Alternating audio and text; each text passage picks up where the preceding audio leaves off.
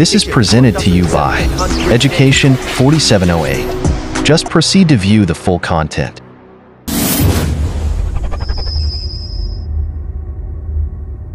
Disclaimer: the content on this channel is meant only to provide helpful insights, tips, and information on certain subject or topic. While we strive to provide accurate and up-to-date knowledge, this is not a substitute for professional advice. Always consult a qualified expert or professional for your specific needs. We encourage you to use this content as a guide for learning and additional information. If you think this does not fit what you want, please skip the video. Narito ang teksto mula sa Ebanghelyo ni Mateo, Kabanata 24, mga talata 3 hanggang 44. Habang nakaupo si Jesus sa bundok ng mga olibo, lumapit sa kanya ng pribado ang mga alagad.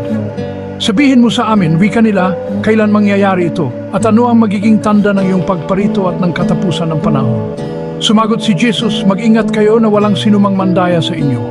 Marami ang darating sa aking pangalan na nagsasabing, ako ang Kristo, at madadaya nila ang marami. Makakarinig kayo ng mga digmaan at mga alingaw-ngaw ng digmaan, ngunit huwag kayong mabahala. Kailangan mangyari ang mga ito, ngunit hindi pa ito ang wakas. Maglalaban-laban ang bansa laban sa bansa at kaharian laban sa kaharian. Magkakaroon ng tagutom at mga lindol sa iba't ibang dako. Ang lahat ng ito ay simula pa lamang ng mga paghihirap. Pag-usig sa mga mananampalataya.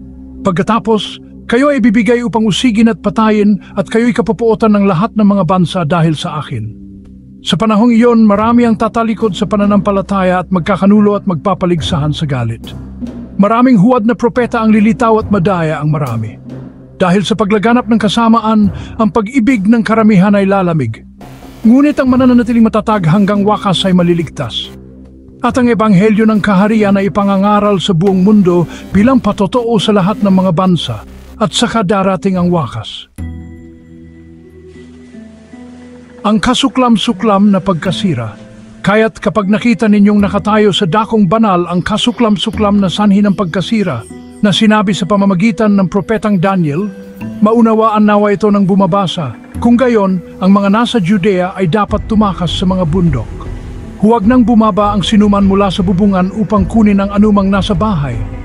Huwag nang bumalik ang sinuman mula sa bukid upang kunin ang kanyang balabal.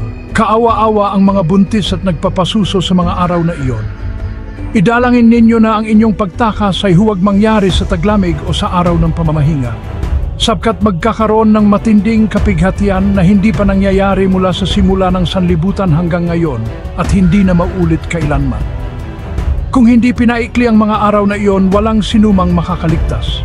Ngunit alang-alang sa mga hinirang, ang mga araw na iyon ay paikliin. Kung may magsasabi sa inyo sa panahong iyon, narito ang Kristo o nariyan siya, huwag ninyong paniwalaan. Sapagkat lilitaw ang mga huwad na Kristo at huwad na propeta na gagawa ng mga dakilang tanda at kababalagan upang kung maari, mailigaw pati ang mga hinirang. Tingnan ninyo, sinabi ko na ito sa inyo ng maaga. Kaya kung sasabihin nila sa inyo naroon siya sa ilang, huwag kayong pumunta.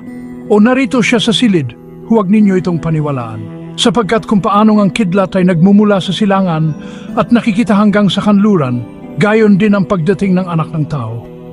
Kung saan naroon ang bangkay, doon magtitipon ang mga buitre. Ang pagdating ng Anak ng Tao, kagad pagkatapos ng kapighatian sa mga araw na iyon, ang araw ay magdidilim at ang buwan ay hindi magbibigay ng liwanag. Ang mga bituin ay mahuhulog mula sa langit at ang mga kapangyarihan ng kalangitan ay mayayanig.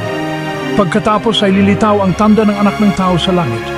At mananangis ang lahat ng mga bayan sa lupa kapag nakita nila ang Anak ng Tao na dumarating sa mga ulap ng langit, na may kapangyarihan at dakilang kaluwalhatian. At ipadadala niya ang kanyang mga anghel na may malakas na tunog ng trompeta, at titipunin nila ang kanyang mga hinirang mula sa apat na hangin, mula sa isang dulo ng kalangitan hanggang sa kabila. Ang aral ng puno ng igos. Ngayon, matuto kayo ng aral mula sa puno ng igos. Kapag ang mga sanga nito ay nagiging malambot at lumalabas na ang mga dahon, alam ninyong malapit na ang tag-araw. Gayon din, kapag nakita ninyo ang lahat ng mga bagay na ito, alamin ninyong malapit na ito, nasa pintuan na. Tinitiyak ko sa inyo, ang salinlahing ito ay hindi lilipas hanggang maganap ang lahat ng ito.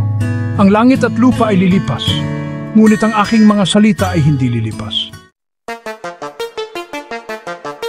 Ang araw at oras ay di nalalaman, ngunit tungkol sa araw o oras na iyon, walang nakakaalam kahit ang mga anghel sa langit ni ang anak, kundi ang ama lamang.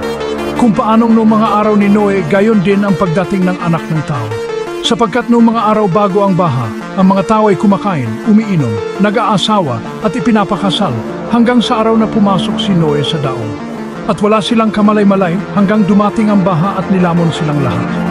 Gayon din ang mangyayari sa pagdating ng anak ng tao. Dalawang lalaki ang nasa bukid, ang isa'y kukunin at ang isa'y iiwan.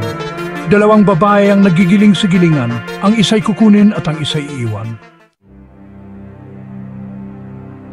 Magbantay kayo sapagkat hindi ninyo alam kung anong araw darating ang inyong Panginoon. Ngunit unawain ninyo ito.